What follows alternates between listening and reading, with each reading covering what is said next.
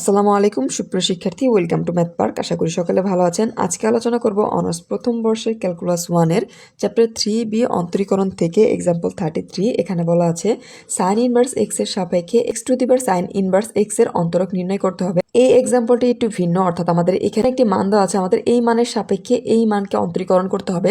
আমরা নর্মাল একটি নিয়ম জানি যে যার সাপেক্ষে অন্তরীকরণ করতে বলেছে তাকে আমরা নিচে রাখবো এক্স এর সাপেক্ষে অন্তরীকরণ করা ডি বাই ডি এক্স, আর নিচে দেওয়া আছে সাইন ইনভার্স এক্স, এবং যাকে করতে হবে তাকে আমরা উপরে রাখবো এখানে d by d x, x to the power sine inverse x. এটা নর্মাল সূত্র, আমরা জানি। এখন এই ক্ষেত্রে আমাদের কি বলেছে, আপনাদের বইয়ের সাথে যদি আমরা তুলনা করি, এখানে এই অংশকে ওয়াই ধরেছে, এই অংশকে জেড ধরেছে। এইটাও যদি কল্পনা করি তাহলে প্রথম অংশে এইটাকে আমরা ওয়াই ধরলেই যখন এক্স এর সাপেক্ষে অন্তরীকরণ করব সেক্ষেত্রে হবে d y by d x, এবং এটা জেড ধরেছে। জেড কল্পনা করলে এই অংশকে যদি আমরা এক্স এর সাপেক্ষে অন্তরীকরণ করি হয়ে যায় d z by d x. এখন এই ক্ষেত্রে আমরা যদি এই সূত্র প্রয়োগ করি, অর্থাৎ মান ধরার পর যদি এই অংশকে কল্পনা করি, তবে এই ক্ষেত্রে আমরা দাঁড়াই কি, এইখানে এই জেড ডি আমরা যখন এই অংশ, অর্থাৎ এটা কিন্তু ওয়াই ধরেছিলাম, এটা ওয়াইয়ের মান আর এটা জেড এর মান, তাহলে সেই ক্ষেত্রে ওয়াইয়ের মানটা আমার থাকবে নিচে। তাহলে আমরা লিখতে পারি কি d y by d x, আর নিচে থাকবে জেড এর মান অর্থাৎ d z by d x. এই মানটা এখন যদি আমরা উল্টে দেই, অর্থাৎ ভাগ আকারে রয়েছে, যদি গুণ আকারে প্রকাশ করি তাহলে এই ক্ষেত্রে হবে d z by d x, এবং এই নিচের মানটা উল্টে যাবে, অর্থাৎ ডি এক্স ওপরে চলে আসবে এবং ডি ওয়াইটা নিচে চলে আসবে। এখন এই ক্ষেত্রে ডি এক্স আমরা কেটে দিতে পারি, সেই ক্ষেত্রে আমরা মান পাই d z by d y, অর্থাৎ আমাদের d z by d y এই টোটাল অংশ সমান আমরা কিন্তু খুব সহজে পেয়ে গেলাম। এখন আমাদের কি প্রমাণ করতে হবে, আমরা এই অংশ সমান কি লিখতে পারি, d z by d y সমান d x by d y into d z by d x. এই অংশ আমাদের প্রমাণ করতে হবে। এই সূত্রের মাধ্যমে আমরা মূলত এই অংশকে এই অংশ অন্তরক সহগ নির্ণয় করব। অর্থাৎ যদি আমাদের বলে একটি মান দেওয়া থাকে, সেই মানের সাপেক্ষে আরেকটি মানের অন্তরজ নির্ণয় করতে, সেক্ষেত্রে আমরা এই সূত্রটি প্রয়োগ করব। এখন আমরা সমাধান অংশ চলে যাই, সলিউশন। তো প্রথম অংশে আমরা প্রথম মানকে ওয়াই ধরে নিব, আমরা ধরি ওয়াই সমান এখানে দেওয়া আছে সাইন ইনভার্স এক্স, এবং এই অংশকে আমরা জেড ধরে নিব, জেড সমান x to the power sine inverse x. ইহা হইলে আমাদের কি নির্ণয় করতে হবে, এই অংশটুকু আমরা ইতিপূর্বে বের করেছি, d z by d y আমাদের কি করতে হবে, নির্ণয় করতে হবে।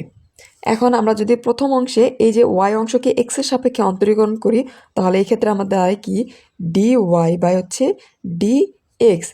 সূত্রটা ডি বাই ডি এক্স এর সাপেক্ষে যদি আমরা সাইন ইনভার্স এক্সকে অন্তরীকরণ করি, সেই ক্ষেত্রে এর মান পাই আমরা জানি 1/√1 মাইনাস এক্স স্কোয়ার। এই সূত্র আমরা যদি সরাসরি এখানে বসিয়ে দিই, এই ক্ষেত্রে মান পাই 1/√1 মাইনাস এক্স স্কোয়ার।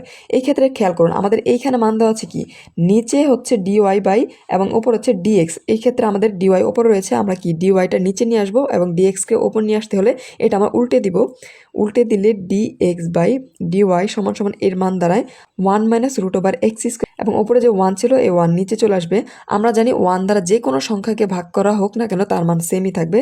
এক্ষেত্রে আমরা পাই √1 - এক্স স্কোয়ার, অর্থাৎ d x by d y এর মান আমরা কিন্তু পেয়ে গেছি। এখন d z by d x এর মান আমরা বের করব।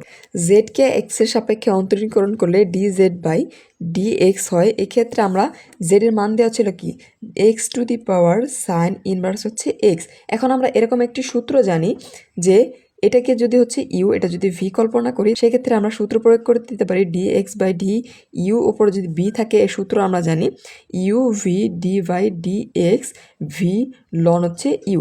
এই সূত্র আমরা প্রয়োগ করে দিলে এই ক্ষেত্রে আমরা লিখতে পারি প্রথম অংশে ইউ ভি ঠিক থাকবে, অর্থাৎ x to the power sine inverse x আমাদের ঠিক থাকবে, সেই ক্ষেত্রে ডি বাই ডি এক্স চলে আসবে, এবং ভি বলতে এখানে কি রয়েছে সাইন ইনভার্স এক্স লন চলে আসবে, এবং ইউ বলতে এক্স আমরা দিয়ে দিলাম।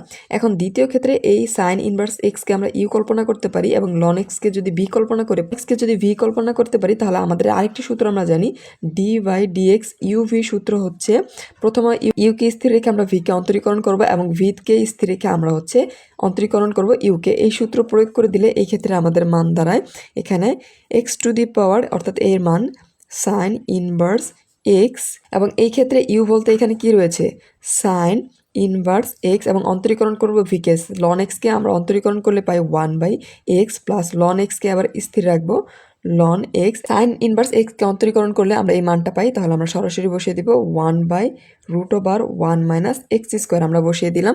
এখন যদি একটু ক্যালকুলেশন করি সেক্ষেত্রে এক্স সাইন ইনভার্স এক্স এই ক্ষেত্রে ক্যালকুলেশন করে এই লনের মানটা উপরে লিখবো এই 1-এর সাথে লন এক্স গুণ করলে লন এক্স উপরে চলে যাবে এবং নিচে থাকে 1 - এবং প্লাস সাইন ইনভার্স এক্স এই 1-এর সাথে গুণ করলে উপরে চলে যাবে উপর হবে সাইন ইনভার্স এক্স নিচে হচ্ছে এক্স আমরা পেয়ে গেলাম।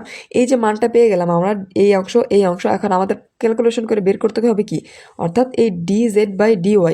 এখন এই অংশ সরাসরি আমরা বসিয়ে দিব আমরা বের করব dz/dy সমান এখানে ছিল dx/dy ইন্টু dz/dx। এখন এই অংশের মান আমরা পেয়েছিলাম এরকম একটি √1 - x² ইন্টু এই অংশের মান কিন্তু এই সম্পূর্ণ অংশটুকু আমরা বসিয়ে দেবো। আমাদের অ্যান্সার আমরা দিতে পারি কিন্তু আপনাদের বই একটু ক্যালকুলেশন করে দেওয়া আছে আমরা সেই অনুসারে একটু ক্যালকুলেশন করব। আমাদের এই টোটাল যে মানটা রয়েছে এটা দ্বারা এই অংশকে একবার আমরা গুণ করব এই অংশকে একবার গুণ করে দিলে কিন্তু আমরা আমাদের উত্তর পেয়ে যাব।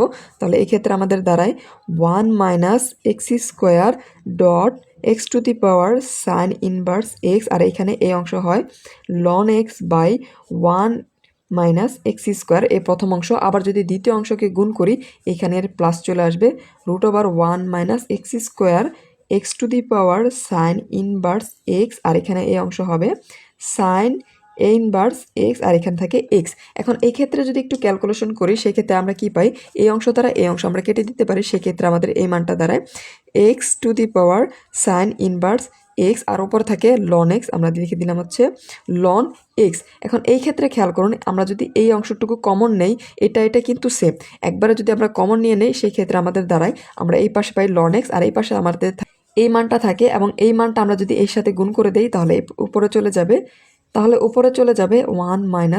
√x আর এখানে রয়েছে সাইন ইনভার্স এক্স এবং নিচে হচ্ছে এক্স। এটা হচ্ছে আমাদের ক্যালকুলেশন অ্যান্সার আপনাদের বই অনুযায়ী। আপনারা যদি ক্যালকুলেশন করতে না চান তবে এই অংশটাকে কিন্তু আপনাদের অ্যান্সার হিসেবে লিখতে পারেন সেই ক্ষেত্রে কোনো মার্ক কাটা যাবে না। আশা করি সকলে বুঝতে পেরেছেন। যদি কোনো অংশে বুঝতে সমস্যা অবশ্যই কমেন্ট সেকশনে জানাবেন এবং ম্যাথ পার্কের সাথে থাকবেন। ধন্যবাদ।